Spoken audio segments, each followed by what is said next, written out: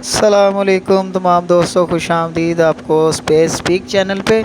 उम्मीद करता हूँ आप सब खैरियत से होंगे। तो आज हम करने जा रहे हैं अपने एस्ट्रोनॉमिकल टेलीस्कोप की असम्बलिंग।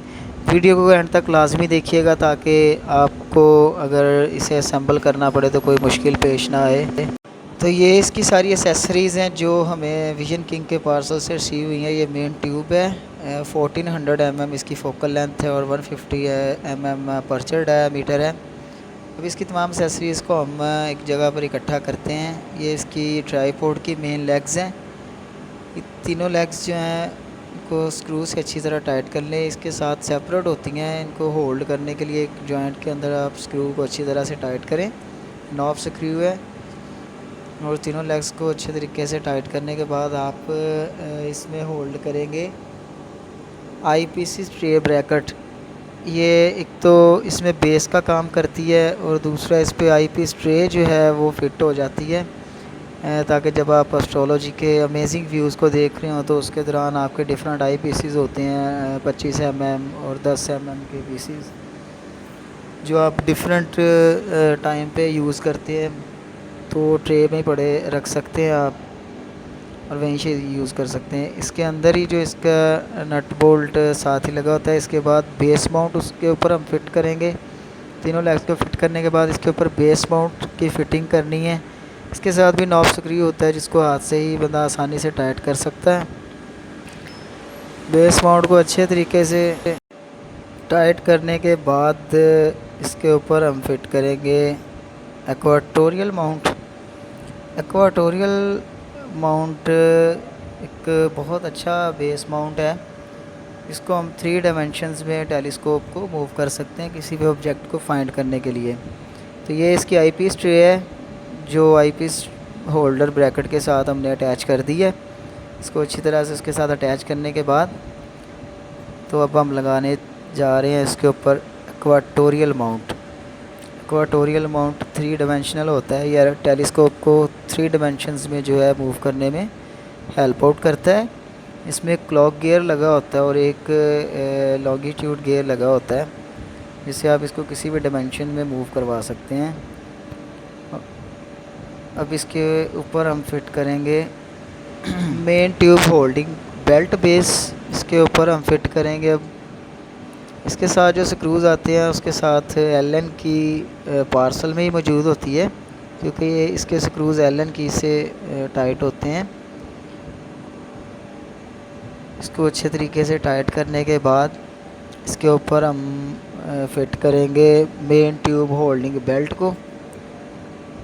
2 बेल्ट इसके साथ आते हैं जो मेन ट्यूब को होल्ड करते हैं। तो वीडियो में एंड तक हमारे साथ रहिएगा ताकि आपको अगर इन फ्यूचर आप एस्ट्रोनॉमिकल टेलीस्कोप यूज़ करना चाहें तो इसको असम्बल करने में आपको दिक्कत ना आए किसी किस्म की। तो ये मेन ट्यूब होल्डिंग बेल्ट्स को अब हम इसके ऊपर फिट करने जा रहे हैं। ये 2 बेल्ट हैं जो इस बेस के ऊपर फिट होंगे और बाद में उसके ऊपर हम ट्यूब को आसानी से होल्ड कर सकेंगे। ट्यूब होल्डिंग बेल्ट, इसके स्क्रूज़ को अच्छी तरह से टाइट करके एलन की के साथ मज़ीद तसल्ली के साथ आप टाइट कर लें।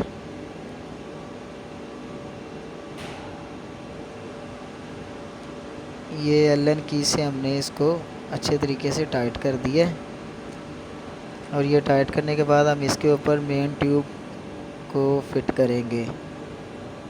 तो ये जी हमारे अच्छे से tripod, equatorial mount, base mount, main tube holding belt तक हमारा असम्बल हो चुका है। इसके ऊपर अब हम टेलीस्कोप को मेन ट्यूब को होल्ड करने के बाद आपको फाइंडर स्कोप को भी फिट करने का तरीक़ाकार बताएंगे। जिन दोस्तों ने हमारा चैनल सब्सक्राइब नहीं किया उनसे रिक्वेस्ट है कि स्पेस स्पीक चैनल को लाजमी सब्सक्राइब करें, बेल आइकॉन पे क्लिक करें और हमारी आने वाली अमेजिंग वीडियोस को लाजमी देखें। वीडियो पसंद आने की सूरत में इसे लाइक करें और शेयर भी करें। ये मेन ट्यूब होल्ड करके हम इसके बेल्ट को इसके नॉब स्क्रूज़ के साथ टाइट कर लेंगे। ये टाइट करने के बाद ये इसका फोकसर है जी, इससे हम स्लाइड को फोकस करते हैं, किसी भी ऑब्जेक्ट को आईपीस में फोकस करते हैं। ये इसका शाफ्ट है जो वेट बैलेंस को होल्ड करने के लिए शाफ्ट है। इक्वाटोरियल माउंट के ट्यूब के अपोजिट साइड पे ये शाफ्ट जो है वो फिट होती है। ये इसको बैलेंस करने में हेल्प आउट करती है, क्योंकि मेन ट्यूब का काफ़ी वेट होता है, तो इसके साथ एक बैलेंसिंग वेट जो साथ ही आता है इसकी मेन शाफ्ट को हमने फिट करके, इस बैलेंस को आप ट्यूब के हिसाब से आगे पीछे भी कर सकते हैं, और जहाँ पर ये बैलेंस आपको सही लगे, इसकी बैलेंसिंग ठीक लगे, ये जी बैलेंस हो गई है हमारी मेन ट्यूब, ताकि इसको हम जिधर भी होल्ड करना चाहेंगे उधर हो जाएगा। अगर इसका वेट बैलेंस हम थोड़ा आगे पीछे करेंगे तो ये डिस्टर्ब होगी। जिधर आपको ये बेहतर लगे आप इस वेट बैलेंस को उधर ही टाइट कर सकते हैं। अब यहाँ पर ये हमारा वेट बैलेंस जो है ये मेन ट्यूब इसके साथ सही तरीके से होल्ड हो जाती है, जहाँ पर हम इसे रखेंगे वहीं पर स्टिल हो जाएगी।